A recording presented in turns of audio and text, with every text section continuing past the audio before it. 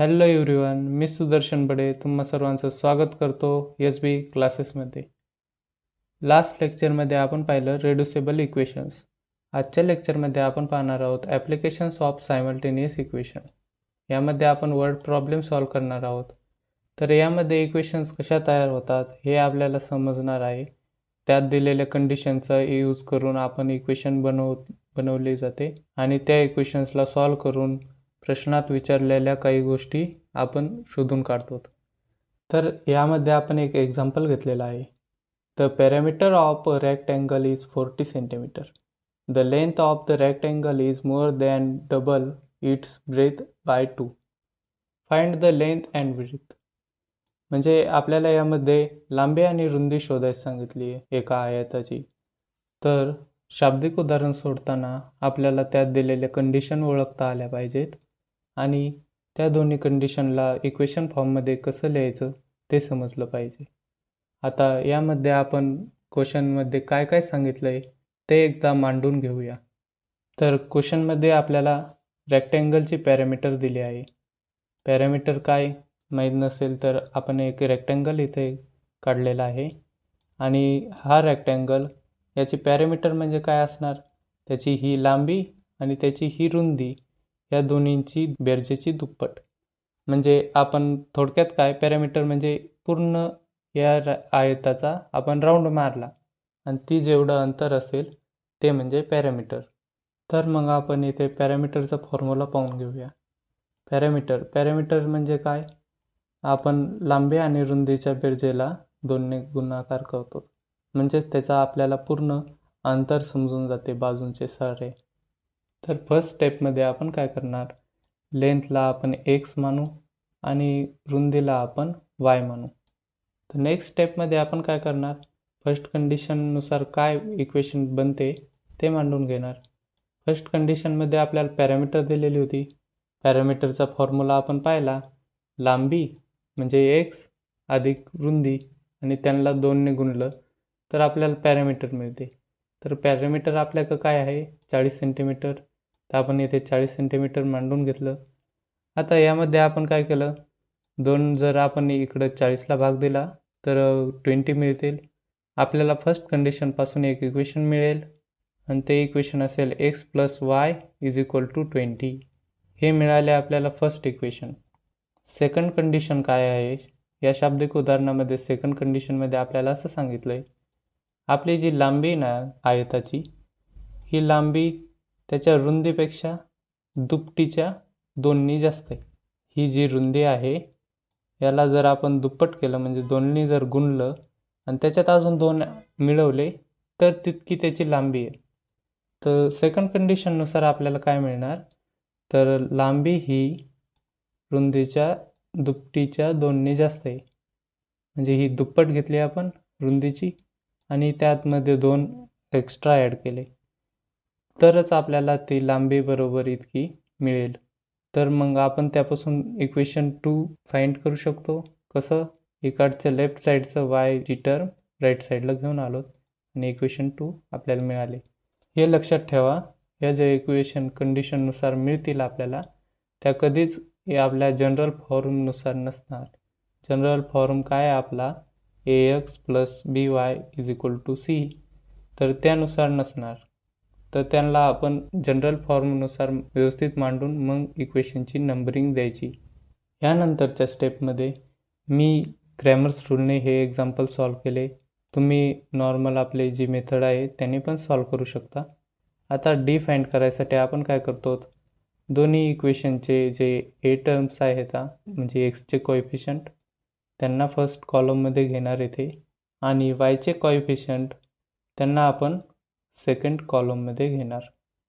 आता फर्स्ट आणि second column यांना कसं सॉल्व करायचं, तर क्रॉस मल्टिप्लिकेशन करायचे आणि त्यांची सबट्रॅक्शन करायची.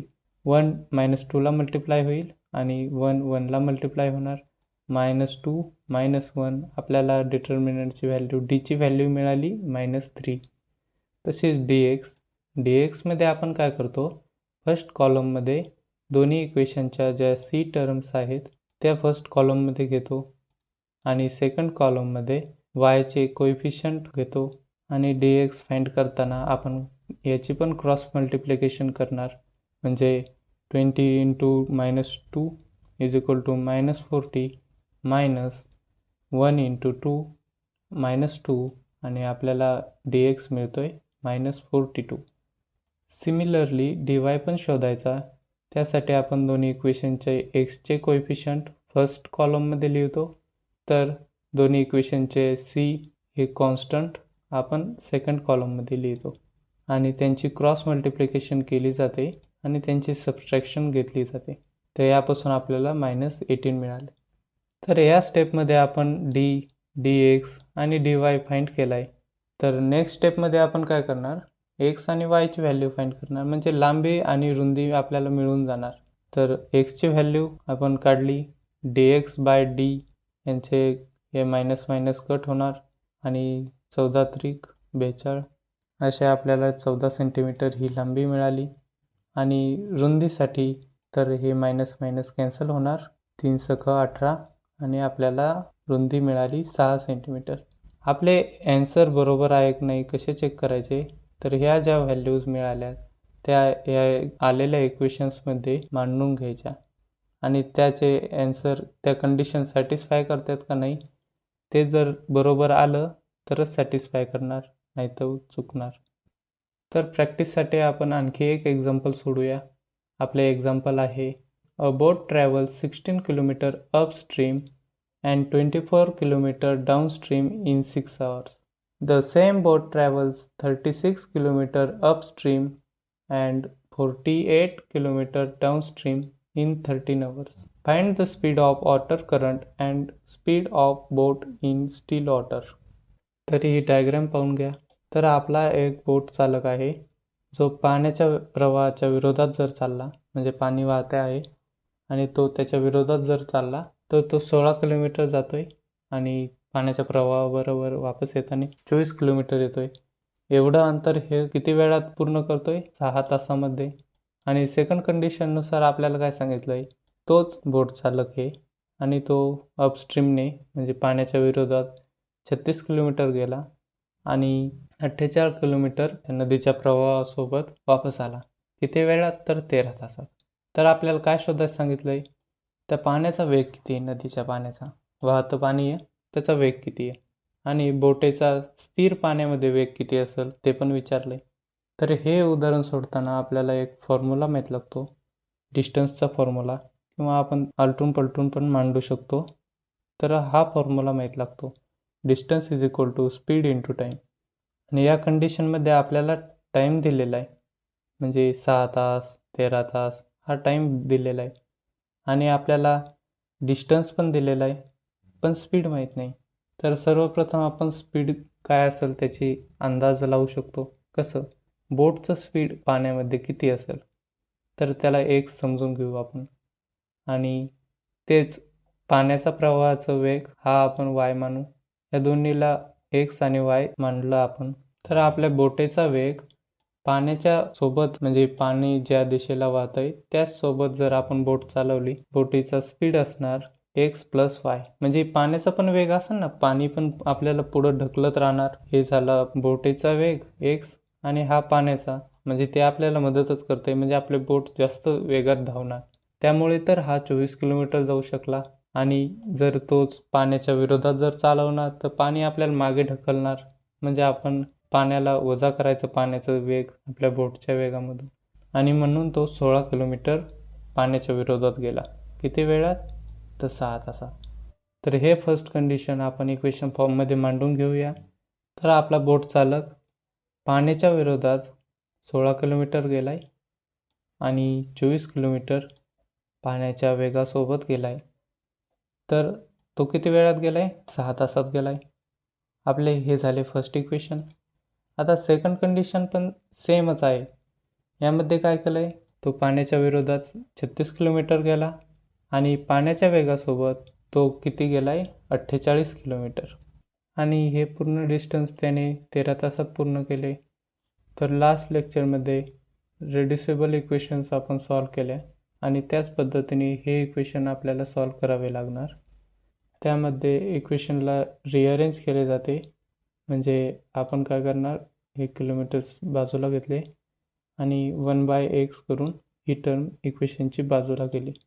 आपल्या दोन्ही इक्वेशन्समध्ये याला आपण एखादं व्हेरिएबल मानू शकतो. ह्या टर्म सेम आहेत आणि सेकंड व्हेरिएबलसाठी पण ही सेम टर्म आहे. तर दोन्ही इक्वेशनची आपण टर्म रिप्लेस करून घेऊ m आणि n शी आणि आपल्याला काय मिळणार, इक्वेशन 3 जे की लिनियर इक्वेशन असेल आणि इक्वेशन 4 ते पण लिनियर इक्वेशन असेल.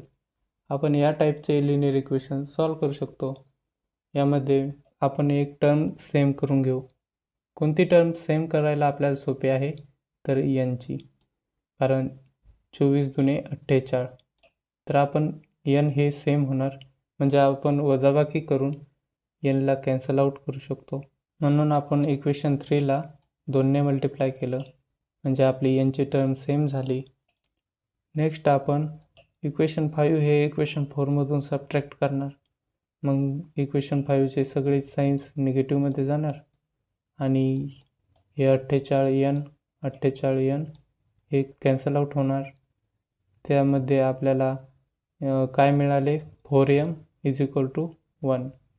आता 4 हे राईट साईडला गेल्यानंतर आपल्याला m इज इक्वल टू 1/4 मिळाले. तर आपण m शोधले. त्यानंतर m ची व्हॅल्यू आपण कोणत्याही ह्या तिन्ही इक्वेशनमध्ये मांडून आपण n ची व्हॅल्यू पण फाइंड करू शकतो. तर आपण m ची व्हॅल्यू इक्वेशन 3 मध्ये मांडून घेतली आणि इथे 4 ने 16 ला भाग दिला, तर आपल्याला 4 मिळाले आणि हे 4 राईट साईडला जाणार आणि ते 6 मधून मायनस होणार. 6 मधून मायनस झाल्यानंतर आपल्याला n ची व्हॅल्यू मिळणार. तर n ची व्हॅल्यू आपल्याला काय मिळाली, 1/12. m आणि n च्या व्हॅल्यू तर मिळाल्या, पण आपण m ला 1/x - y आणि n ला 1/x + y असे मांडले होते. तर पुन्हा त्यांना ओरिजिनल फॉर्ममध्ये आणायचं. आता ओरिजिनल फॉर्ममध्ये आणल्यानंतर आपल्याला काय मिळतं आहे, तर यांचे हे लेफ्ट साईडला गेल्यानंतर न्यूमरेटरला येणार, तर याचा डिनोमिनेटर राईट साईडला गेल्यानंतर न्यूमरेटरला येणार. आपल्याला इक्वेशन 6 मिळेल, x - y is equal to 4. तसंच n ची व्हॅल्यू मांडल्यानंतर याचा डिनोमिनेटर राईट साईडला गेल्यानंतर न्यूमरेटरला येणार, तर हे 12 लेफ्ट साईडच्या न्यूमरेटरला येणार आणि आपल्याला इक्वेशन 7 मिळणार, x + y is equal to 12. दोन्ही इक्वेशनवर लगेच सेम प्रोसेस करून घ्यायची आणि x yच्या व्हॅल्यूज फाइंड करू शकतो आपण या दोन्ही लिनियर इक्वेशन असल्यामुळे. आता यामध्ये y निगेटिव्ह आहे, y पॉझिटिव्ह आहे, तर आपण त्यांचे ॲडिशन केल्यानंतर y कॅन्सल होणार आणि आपल्याला 2x इज इक्वल टू 16 असे ॲन्सर मिळते. तर x ची व्हॅल्यू आपल्याला काय मिळाली, x is equal to 8. x ची व्हॅल्यू या 6 किंवा 7 दोन्हीपैकी कोणत्या पण एक्झाम्पलमध्ये मांडून घ्यायची. मी x ची व्हॅल्यू ही इक्वेशन 7 मध्ये मांडली आणि मला y ची व्हॅल्यू मिळाली, y is equal to 4. x is equal to 8 आणि y इज इक्वल टू 4. तर यानुसार आपल्या बोटचे स्पीड स्थिर पाण्यात किती मिळाले, तर 8 km/h. 8 km/hच्या स्पीडने आपला बोट चालवत होता आणि पाण्याचा वेग किती होता, तर 4 km/hचा होता. म्हणजे ज्यावेळेस तो पाण्याच्या विरोधात जाणार तर 4 किलोमीटरचा त्याला बॅकवर्ड फोर्स लागणार, म्हणजे त्याला पाठीमागे ढकललं जाणार काही वेगाने. आणि ज्यावेळेस तो प्रवाह बरोबर वाहत होता त्यावेळेस त्याला हे 4 किलोमीटरचा पाण्याचा वेग मदत करत होता पुढे जाण्यासाठी. तर फायनली आपल्याला ॲन्सर मिळाले. तर नेक्स्ट लेक्चरमध्ये आपण प्रॅक्टिस सेट पाहणार आहोत आणि हा प्रॅक्टिस सेट एका लेक्चरमध्ये उरकन असा नाही, आपण व्यवस्थित आणि सविस्तर पद्धतीने सारे एक्झाम्पल्स पाहून घेणार आहोत. म्हणून आजच्या लेक्चरमध्ये एवढेच. व्हिडिओ आवडला असेल तर लाईक करा, सबस्क्राईब करा. थँक्यू.